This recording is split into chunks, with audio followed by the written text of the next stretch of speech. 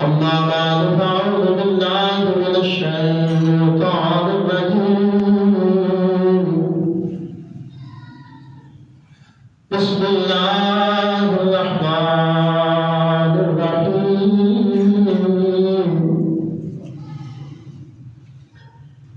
يا أيها الذين آمنوا اتقوا الله وكونوا مع الصادقين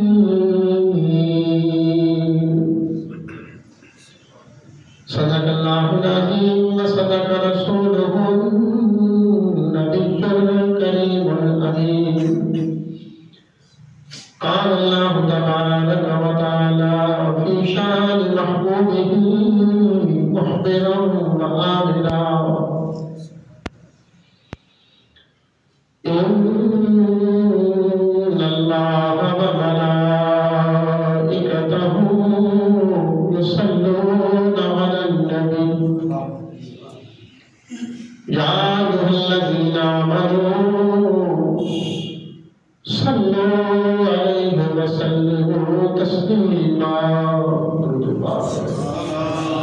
الصلاة والسلام عليك يا سيدي يا رسول الله وعلى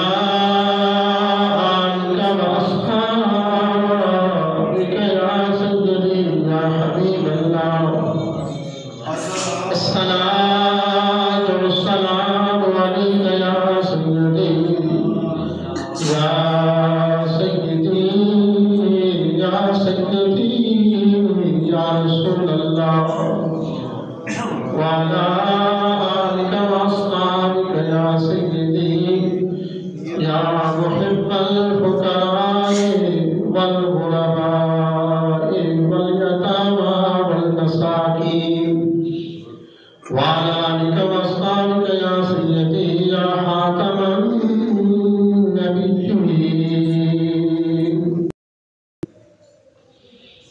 حمد و ثنا کے بعد دعا ہے اللہ وحدہ لا شریک ہماری جمعۃ المبارک کی اس حاضری کو، کاوش کو، سعی کو، خطبے کو، نماز کو، دعا کو قبول فرمائے اور اس کی فیض و برکات نصیب فرمائے. جمعۃ المبارک کی روح پر بدروز کھڑیوں کا صدقہ مالک الملک ہماری خطاؤں کو، لغزشوں کو، غلطیوں کو معاف فرمائے اور جو زندگی کی چند سانس باقی ہیں اللہ وحدہ لا شریک محبوب کریم علیہ السلام کے نالین پاک کے توسل سے، تصدق سے قرآن و سنت کی زندگی گزارنا نصیب فرمائے. جمعۃ المبارک کے تمام خطبات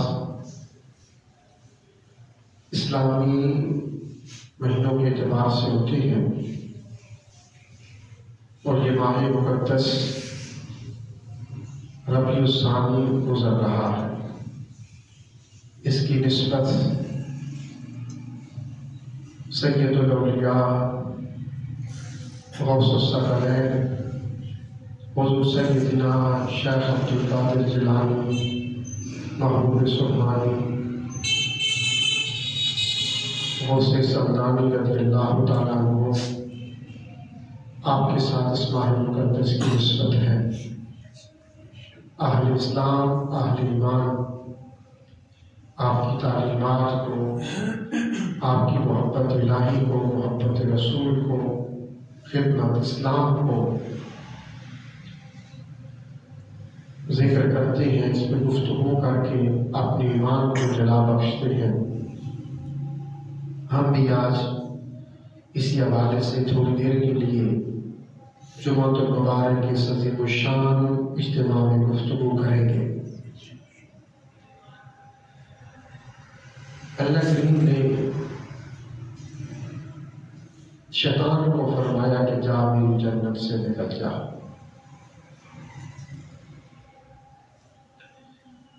لعنتی بنا کر لعنت کا توڑ شیطان کے گلے میں ڈال کر اللہ کریم نے جنت سے نکال دیا. اپنی بارگاہ سے دھتکار دیا۔ شیطان نے کہا کہ یا اللہ اب تک۔ اللہ کریم نے فرمایا کہ اِلَىٰ یَوْمِ الدِّینِ، تا صبح قیامت تجھ پر یہ پھٹکار پڑتی رہے گی اور یہ لعنت کا دور تیرے گلے میں ڈالے۔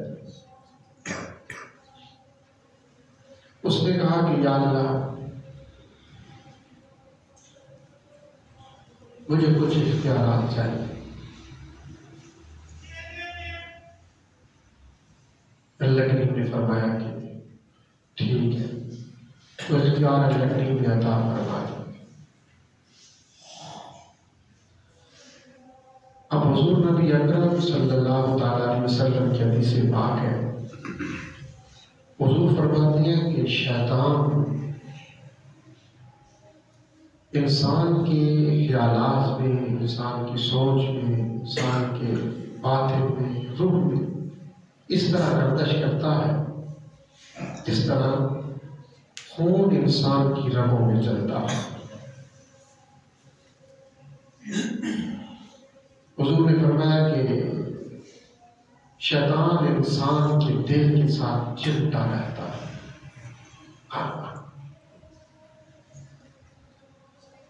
اور تیسرا حضور نے فرمایا کہ شیطان پوری رات انسان کے ناک پہ بیٹھ کے گزارتا ہے، پوری رات۔ لوگوں نے پوچھا صحابہ حضور سے، حضور کو ناک پہ بیٹھ کے رات کے گزارتا ہے؟ تو حضور نے فرمایا اس لیے کہ شیطان کہتا ہے کہ کب کس وقت اس کی روح نکلے، اور میں اس انتظار میں بیٹھ کے رات گزارتا ہوں، اس کے نام پہ بیٹھتا ہوں کہ وقت موت اس کو گمراہ کر سکوں، اس کو کافر بنا سکوں، اس کا ایمان چھین سکوں اور اس کی موت حالت کفر میں آئے۔ اس لیے شیطان رات انسان کے ناک پہ اس کی موت کا انتظار کرتے ہوئے گزارتا ہے، اس کی رگوں میں خون کی طرح چلتا ہے۔ حضور نے فرمایا شیطان ہر وقت انسان کے دل کے ساتھ چڑھتا رہتا ہے۔ اب اس ایک اور لمبی گفتگو ہے کہ شیطان اصل میں ایک جن تھا، اس کا نام تھا عزازیل۔ شیطان کا مطلب ہے اردو کا لفظ ہے اتارا ہوا، بارگاہ عزتی سے اتارا ہوا۔ ابلیس عربی کا لفظ ہے اتارا ہوا، اصل اس کا نام تھا عزازیل۔ یہ جن تھا، عبادت اتنی کی تھی، ایک روایت میں آتا ہے کہ 6 کروڑ سال تک بھی یہ اللہ کی بات کرتا، اور دنیا کا کوئی ایسا چپا، کوئی ایسا ٹکڑا نہیں تھا جہاں پہ اس نے سجدہ نہ کیا۔ اللہ کریم نے اس کو اٹھایا، اس کو صف میں شامل کر دیا۔ اصل میں شیطان جو بیسک شیطان ہے عزازیل، اس کا ٹھکانہ، اس کا تخت سمندر میں ہے۔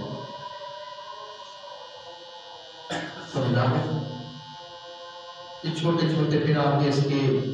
نمائندے ہیں، کارندے ہیں، اس کے چیلے ہیں، کام کرنے والے ہیں، انسان کو بہلانے والے، پھسلانے والے، بہکانے والے، گمراہ کرنے والے، رائے راست ہٹانے والے۔ اصل عزازیل شیطان کا تخت سمندر میں، اور وہاں پہ بیٹھ کر یہ لیکن ہمارا خیال پڑھ لیتا ہے، انسان ارادہ کرتا ہے نماز پڑھ لیتا، پڑھ لیتا ہے، خیال اس پہ حملہ کرتا ہے، کسی اور کام پہ بتا دیتا ہے، تیری وہ مصروفیت، تم اس کو بھی ملنا تھا، یہ کام رہ گیا۔ اب تو یہ کہ شیطان انسان کو گناہ کرتا ہے، اور سارے گناہ جو شیطان نہیں بھی کرواتا تو شیطان کے کھاتے میں ڈالتے۔ نفس بھی انسان کے ساتھ ہے نا، نفس بھی انسان کے ساتھ ہے، اور یہ شیطان سے بڑا انسان کا دشمن ہے۔ جیسے میں نے اس میں گفتگو ہم نے کی تھی، یہ اندر کا مفتی ہے تو تمہیں اندر کے فتوے دیتا ہے، تم ٹھیک ہے تو کوئی غلط کام نہیں ہوتا، نماز جائے تو کیا ہے، اور بھی لوگ سوچ رہے کوئی بات نہیں، گناہ کر لے، وہ بڑا قریب ہے تو یہ معاف کر دے۔ اسی خوش فہمی کے اندر انسان کو شیطان رکھتا ہے، اور کبھی اندر سے آواز آئی ہے کسی نے غلط کیا نہیں ہے، ساری زندگی خوش فہمی کے اندر رکھتا ہے۔ حضور نے فرمایا وقت عقیدت انسان کی روح نکلتی ہے تو وہ کتے کی صورت میں آ کر انسان سے بھونکتا ہے، سب بھونک کے چلا جاتا ہے، لیکن تو کتے سے بھی بدتر تھا، ساری زندگی رب کی نافرمانی کرتا ہے۔ تو ہم نے اگر کوئی گناہ نہیں نہ کیا ہوتا تو وہ بھی شیطان کے کھاتے میں ڈال دیتا ہے۔ کیا کریں گے؟ شیطان نماز نہیں پڑھنے دیتا ہے، شیطان حلال نہیں کھانے دیتا ہے، شیطان نیکیوں سے روکتا ہے، شیطان قرآن نہیں پڑھنے دیتا۔ تو اب بات صرف یہ ہے کہ ہم اتنے نادان ہیں کہ شیطان کے سارے اختیارات کو مانتے ہیں۔ کبھی آج تک کسی نے کہا ہے کہ یار نہیں شیطان یہ نہیں کر سکتا، اس کے اختیارات کو مانتے ہیں، دل میں پیدا ہونے والے اٹھنے والے وسوسوں کو، خیالات کو، تفکرات کو، سوچ کو پڑھتا ہے، وہ کام کرواتا ہے۔ کبھی کسی نے کہا کہ یار یہ شیطان کے اختیارات تو نہیں، یہ کام وہ کیسے کر سکتا ہے؟ نہیں، بڑے بڑے دانشور، عالم، مفکر، فہم و فراست کے مالک، عقل کل رکھنے والے، وہ بھی کہتے ہیں شیطان کے سارے اختیارات کو مانتے ہیں۔ جو دشمن خدا ہے، اللہ کا مخالف ہے، ارے اللہ کے مخالف کے، اللہ کے دشمن کے سارے اختیارات کو مانتے ہیں، اور جب اللہ کے محبوب کی باری آتی ہے تو پھر سوئی اٹک جاتی ہے، پھر سوچ میں پڑ جاتی ہے۔ شیطان اللہ کا دشمن ہے، سارے آج تک کسی نے کہا ہے بھئی شیطان یہ نہیں کر سکتا، اس کی اتنی قوت کہاں سے ہے، اتنے اختیارات کہاں سے ہے؟ شیطان کا تخت تو سمندر میں ہے، اور جب تم گھر میں اپنے بستر میں بند کمروں میں زبان پہ بھی دل میں اٹھنے کا خیال کرتے ہو، اٹھو نماز پڑھو، کہتا ہے سوچو اٹھ کے پڑھ لے یار، وہاں بیٹھ کر تمہارے وہ خیالات پڑھ، دل میں اٹھنے والے خیالات، جو اللہ کا دشمن ہے، اللہ کا منکر اور مخالف ہے۔ کبھی کسی نے کہا ہے، اور جب محبوب خدا کی، اللہ کے اپنے محبوب کی باری آئی تو پھر کہتے ہیں ان کے پاس اتنے اختیارات ہیں، دشمن خدا کے اختیارات مانتے ہو، اور محبوب خدا کے اختیارات کی باری آتی ہے تو پھر سوچ پڑا، اس سے کوئی نہ کہا۔ تو حضور نے فرمایا کہ یہ تمہیں بہکاتا رہے، شیطان تم پہ حملہ آور ہوتا رہے گا، تمہارے دل سے ہر وقت چمٹا رہے گا، رات تمہاری ناک پہ بیٹھ کے گزارے گا، دن رات انتظار کرے گا کہ میں اس کو وقت موت اس کا ایمان چھین لوں اور کافر کر کے اس کو دنیا سے اتارا دوں۔ خون کی طرح تمہاری رگوں میں گردش کرتا ہے شیطان، اتنے اختیارات۔ تو صحابہ کرام حضور سے عرض کی حضور اگر شیطان کے اتنے اختیارات ہیں تو پھر بندہ ایمان کیسے بچائے گا، اپنا آپ کیسے بچائے گا، جہنم سے کیسے بچے گا، گمراہی سے کیسے بچے گا، کفر سے، گناہوں سے کیسے بچے گا؟ تو حضور نے فرمایا کہ اللہ کریم شیطان کے مد مقابل اپنے محبوب، اپنے مقربین، صالحین، اولیاء اعظام کو قیامت تک کے لیے بھیجتا رہے گا، جب تک شیطان کی زندگی الی یوم الدین، قیامت کے دن تک شیطان کی زندگی ہے، تب تک اہل حق قیامت تک آتے رہتے۔ اب شیطان ہر چوک پہ، ہر گلی میں، ہر دروازے پہ ایسا، لیکن پھر بھی مسجد آباد، اب لوگ آگے نماز پڑھ رہے ہیں، قرآن پڑھتے ہیں، اللہ کا ذکر کرتے ہیں، تاڑیاں سجائی ہوئی ہیں، سروں پہ آپ کی پگڑیاں، ٹوپیاں باندھی، پھر بھی آ رہے ہیں۔ تو یہ ساری برکت اللہ کریم کے معلوم بندوں کی۔ کتنی محنت کرتا ہے شیطان، لیکن ایک شاہیت میں اٹھتی ہے حضور خواجہ معین الدین چشتی میں، اور ایک لمحے کے اندر ایک نظر میں 1,00,000 سے زائد لوگوں کو کلمہ پڑھا کے مسلمان کرا۔ ایک حضور داتا کرم بخش اٹھتے ہیں، پھر ایسی نظر اٹھتی ہے کہ پورے برے صغیر کے اندر اسلام کے قدم مضبوط ہو جاتے ہیں۔ تو حضور نے فرمایا صحابہ کرام سے کہ شیطان کے مد مقابل نبوت تو ختم ہو گئی، رسالت کے سلسلے ختم ہو گئے، اب تاثر قیامت حضور کی رقم اور رسالت ہے، کوئی نبی رسول نہیں آئے گا۔ لیکن یہی سلسلہ تبلیغ کا، قرآن و سنت کا اللہ کی پیغام کا کے پہنچانے کے لیے شیطان کے مقابلے میں اہل حق، اہل ایمان، اللہ کے مقربین، اولیاء اعظام، اللہ کے محبوب بندے قیامت تک آتے ہیں اور لوگوں کو شیطان کے حملوں سے بچاتے رہے، ان کے ایمان کو بچاتے رہے۔ تو حضور نے فرمایا کہ جیسے بزرگان کی فرماتے ہیں کہ محمد مصطفیٰ صلی اللہ علیہ وسلم درمیان انبیاء، غوث اعظم درمیان انبیاء، جیسے حضور کی شان تھی کہ حضور سارے انبیاء کے حضور کی شان تھی، تمام اولیاء اعظام کے اندر حضور غوث پاک کی جو شان سید الاولیاء حضور غوث پاک رضی اللہ تعالیٰ عنہ کی شان۔ آج ہماری انبیاء، ہماری بدقسمتی یہ ہے کہ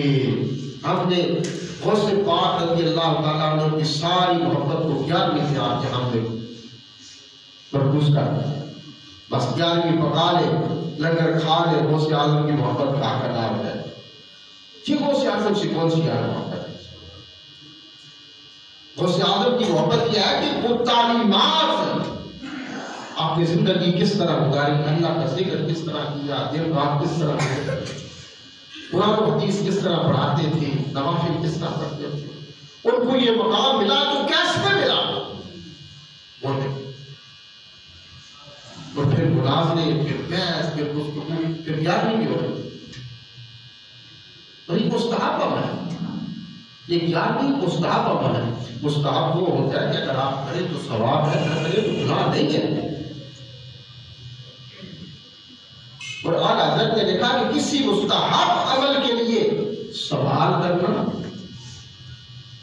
یا اعلان کرنا یہ گناہ حرام ہے۔ مستحب عمل کے لیے اعلان کرنا یا سوال کرنا یہ گناہ، بھائی آپ کے کچھ فرض تو نہیں ہے کہ یہ کرنا۔ اعلیٰ حضرت نے لکھا کہ بندہ مومن پہ روزے رسول کی حاضری واجب ہے، واجب، فرض کے قائم مقام واجب ہے یہ حاضری۔ اگر اس میں اتنی استطاعت رکھ جائے تو وہ چاہے اس پہ واجب ہے، جیسے بیت اللہ شریف کا صاحب استطاعت ہے تو حج پر ہے، روزے رسول کی حاضری بندہ مومن پہ واجب ہے۔ ایک عاشق رسول ہے، تڑپتا ہے،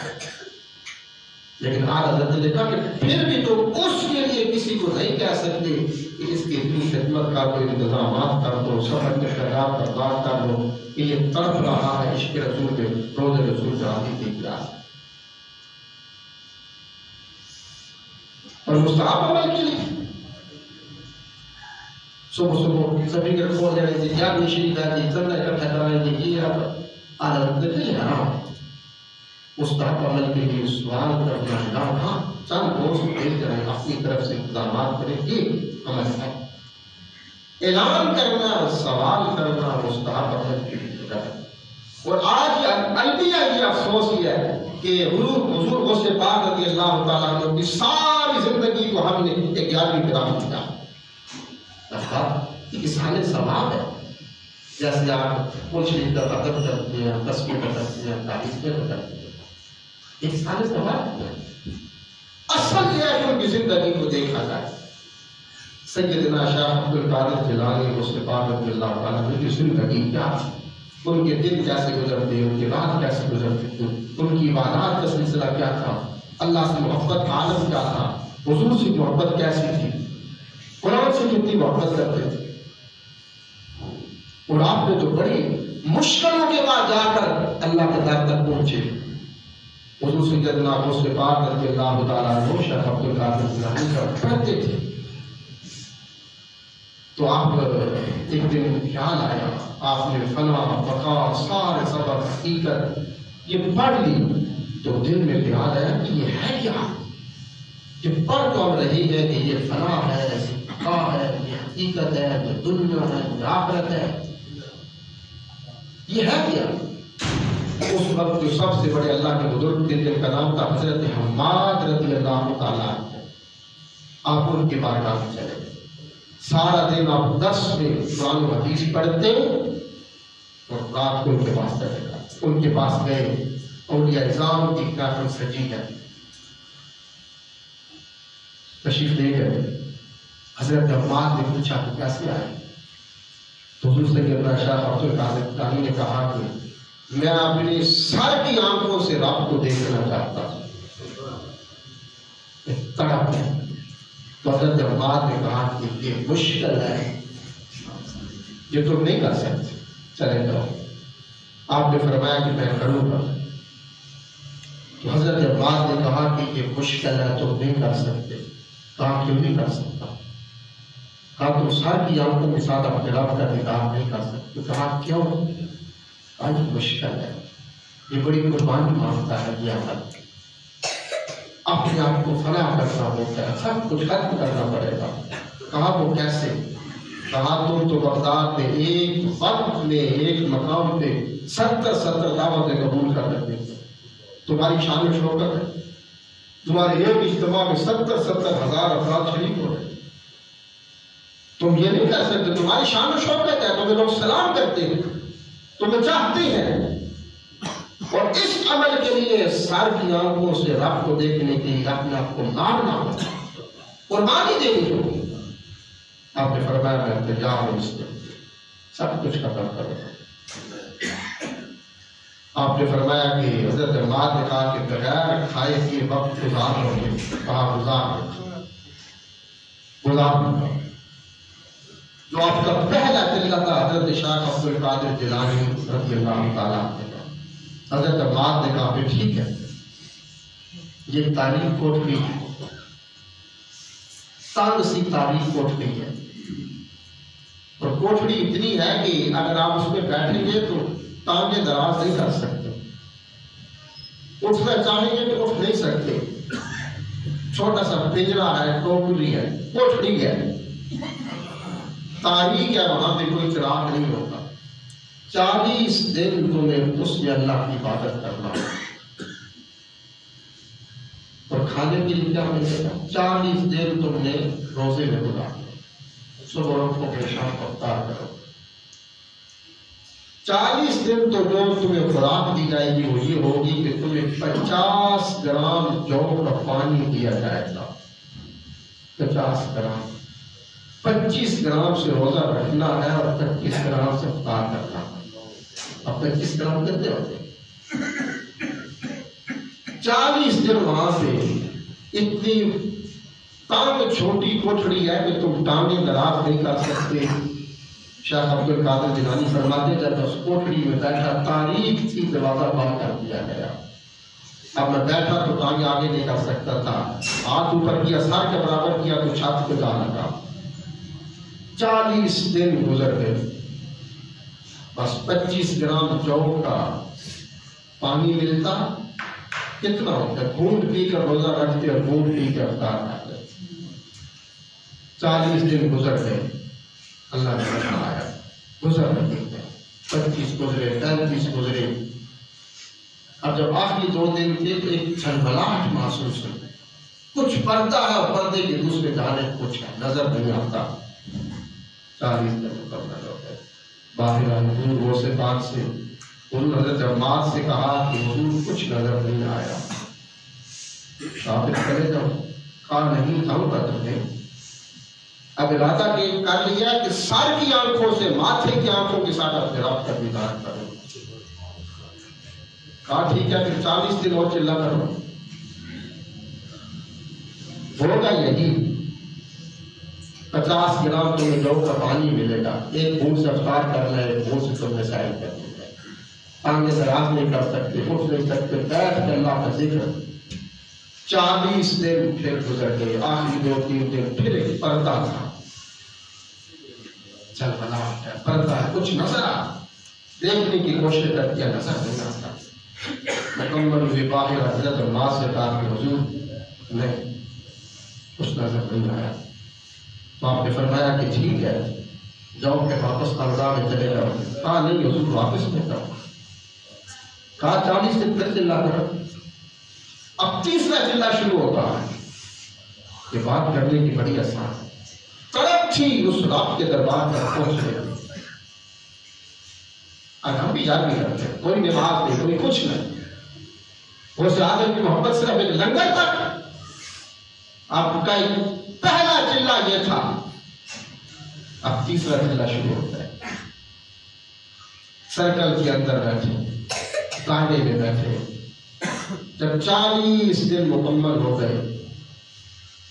کچھ نظر نہیں آیا، پھر وہی ایک عکس کرتا ہے باہر آئے، معذور نہیں اللہ تو نظر نہیں آیا، کہا کہ چھوڑ دو سب کچھ، چھوڑ دو دنیا، کیا نظر آیا؟ کہا حضور اپنے آپ پہ کچھ نظر آتا ہے، اپنے آپ اپنی خود ہی نظر آئی ہے، آپ نے اس کو مٹا دو، آپ نے سب کو چھوڑا اور بغداد کے جنگلوں میں چلے گئے، اور جب بغداد کے جنگل میں گئے تو جاتے ہی کہا کہ یا اللہ حضرت خضر سے ملاقات کرا دے، میں جنت کا کھانا کھاؤں گا، بس اس کے علاوہ نہیں کھاؤں، جب موت آ جائے گی یہ جنت کا کھانا کھلا دے، اور حضرت خضر سے ملاقات کرا دے، پوچھو تو صحیح یہ راز کیا ہے، کیسے تجھ تک پہنچوں؟ مہینہ گزرا، 2 گزرے، پتے کھاتے ہیں، توڑ طلاق کا پانی پیتے ہیں، اب سال گزر گیا، اور جب سال گزرا تو اچانک نگاہ اٹھتی ہے، حضرت خضر سامنے آ رہے ہیں، حضرت خضر قریب آئے، سال انتظار تھا، تڑپ تھی حضرت خضر ملے، اور جب حضرت خضر نظر آئے تو توڑ کر قریب گئے، حضرت خضر بات کرو، پوچھو، جو کچھ کہنا چاہتے تھے، حضرت خضر نے کہا کہ میں مغرب کی جانب جا رہا ہوں، واپس آ کے سنتا ہوں، حضرت شیخ عبد القادر جیلانی کہتے ہیں پھر مہینے گزرے، سال گزر گیا، پتے کھا رہے اللہ کا ذکر کرنے کو، کہا یا اللہ دنیا کا کھانا نہیں، جنت سے کھانا آئے گا تو کھاؤں گا، حضرت خضر سے ملاقات کرا، حقیقت پوچھوں تو صحیح نہ تیرے تک کیسے پہنچے، تجھے کیسے پہنچے، سال گزر گیا، سال کے بعد پھر حضرت خضر اچانک سامنے آئے، اور ایک تڑپ تھی انتظار، حضرت خضر کی سال گزر گیا، توڑ کر گئے، اب کچھ کہنا چاہتے تھے، حضرت خضر نے کہا کہ ٹھہرو، مشرق کی جانب جا رہا ہوں، پڑھتا ہوں تو تجھے بات سنتا ہوں، گزر سال پھر گزر گئے، سال کے بعد پھر آئے، بات کرنا چاہیے تو پھر شمال کی جانب نکل گئے، پھر آئے، اب چوتھا سال شروع ہوا تو جنوب کی جانب نکل گئے، پلٹ کے آتے حضرت خضر 4 سال کے بعد، 4 سال بغداد کے جنگلوں میں پتے اللہ کا ذکر دن رات ہو رہا، کچھ نہیں، 4 سال کے بعد حضرت خضر آئے کے سامنے کھڑے ہو کے مسکرائے، کہا عبد القادر اب بولو کیا کہنا چاہتے ہیں، کہا کہ اللہ تک کیسے پہنچوں، کہا بس چھوڑ دے، اللہ کا پیغام لے کے آیا ہوں، اب تو اس کو چاہ رہا تھا، اللہ فرماتا عبد القادر سے کہہ دے اب تو نہیں ہم تجھے چاہتے ہیں، اب تو ہمارا معبود نہیں، محب نہیں، ہم محب ہیں، تو محبوب ہے، یہ وہ تھے سیدنا شیخ عبد القادر جیلانی غوث پاک رضی اللہ تعالیٰ، جو ان کی شان ہے، غوث پاک سے محبت بھی ہے کہ آپ کی تعلیمات، آج افسوس یہ ہے کہ ہم نے ایک لفظ پکا لیا ہے کہ عشق رسول میں جان دے دیں گے، عشق رسول میں مرنے کے لیے تیار ہیں، اور اطاعت رسول میں جینے کے لیے کوئی تیار نہیں، عشق رسول میں مرنے کے لیے سارے تیار ہیں، مزہ کہ اطاعت رسول میں جینا سیکھو تو سارا معاشرہ سنور جائے، ہر چیز سنور جائے، غوث پاک سے محبت کی ہے کہ آپ کی تعلیمات کو دیکھو، آپ کی زندگی کی دیکھو، صرف یہ دیکھو کہ اس مقام تک کیسے پہنچے، کیا ہم یہ کر سکتے ہیں؟ اس موضوع پہ انشاءاللہ گفتگو جاری رہے گی۔ سنت عطا